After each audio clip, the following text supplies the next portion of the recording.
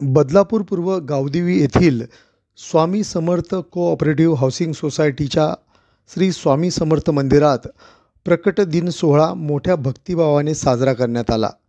गेली 25 वर्ष हा सोहळा अविरत सुरू आहे।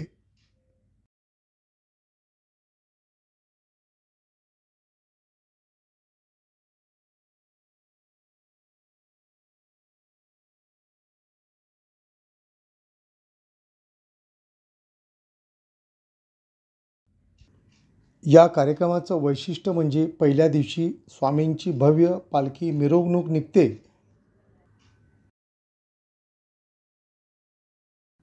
तर प्रकट दिनाच्या दिवशी सकाळी होम हवन आणि संध्याकाळी महाप्रसाद ठेवला जातो।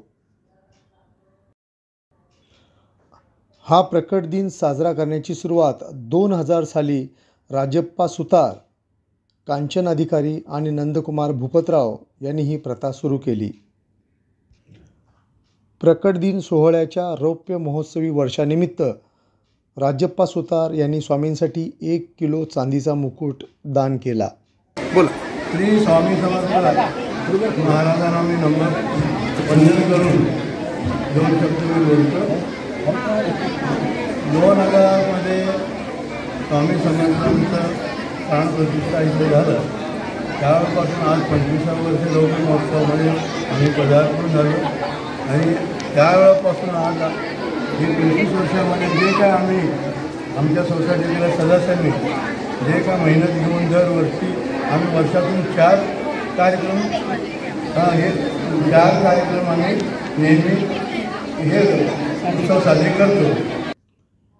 याप्रसंगी माजी नगराध्यक्ष श्री राम पातकर उपस्थित होते। बदलापूरकरांनी मोठ्या संख्येने उपस्थित राहून महाप्रसादाचा लाभ घेतला। स्वामी समर्थांचं मंदिर फाउंडेशनपासून मानवाच्या फाउंडेशनपासून आज जे उत्साह साजरा होतोय खरंच कौतुकास्पद आहे। या सोसायटीतल्या सर्व सदस्यांचं एकी आणि स्वखर्चाने सगळे हा कार्यक्रम पार पाडतात। महाप्रसाद आयोजित केला जातो। श्री स्वामी समर्थ प्रकट दिन हा भक्तांसाठी अत्यंत पवित्र आणि आनंदाचा दिवस आहे। हा दिवस श्री स्वामी समर्थ महाराजांच्या भक्तांसाठी विशेष मानला जातो, कारण याच दिवशी त्यांनी पृथ्वीतलावर प्रकट होऊन भक्तांना मार्गदर्शन केले होते।